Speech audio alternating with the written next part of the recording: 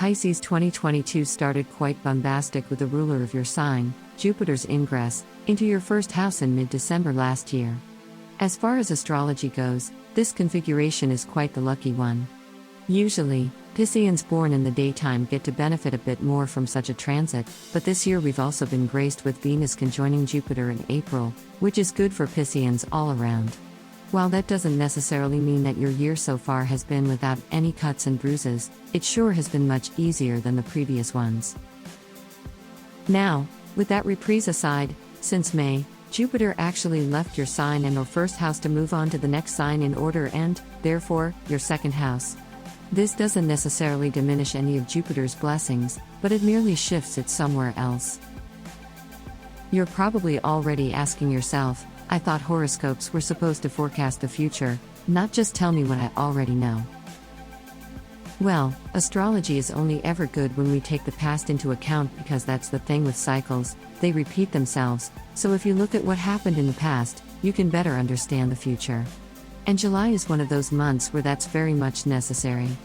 This is because, by the end of the month, Jupiter will be stationing retrograde, meaning that from now onwards, it will start getting ready to revisit your first house and give you a little bit more of the blessings that transpired and peaked at around April. Though the re-ingress only officially happens in October, the journey starts now. Since Jupiter's been in your second house, many of the blessings he brought were related to worth, money and resources. Especially throughout June and the first week of this month, this might have been significantly noticeable, even more so if you were born at night and are either 25, 37, 49 or 61.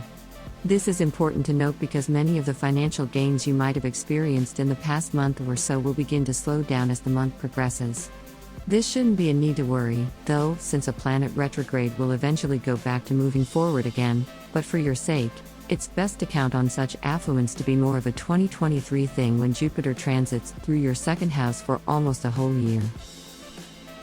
The full moon of the 13th of July might even help you get ready to unwind as it's happening in your 11th house of hopes, dreams and alliances.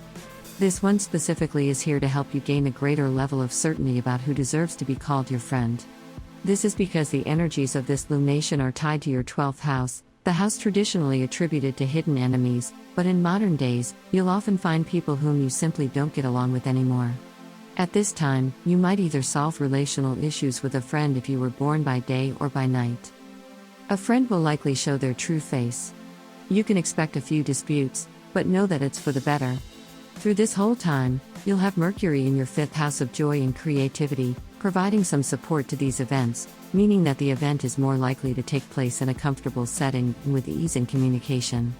At the very worst, this will be an agreement to disagree sort of situation.